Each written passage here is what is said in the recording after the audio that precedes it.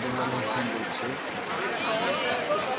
গতকালকে ৩০০ ফিটে একটা অ্যাক্সিডেন্ট হয়েছে।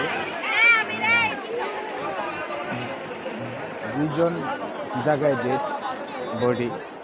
তো একটা এই রংপুরে আরে ভাই আমারে তো ডাক দিবেন না, আসছে। আমারে ডাক দেওয়ার দরকার নেই কোনটা। এখানে আসছি মূলত এটা আপনাদের সাথে শেয়ার করার জন্যই ভিডিওটা করছি। মূলত যে রংপুরে আসছে, তারা খুব কান্নাকাটি করছে, অনেক কষ্টে আছে তারা।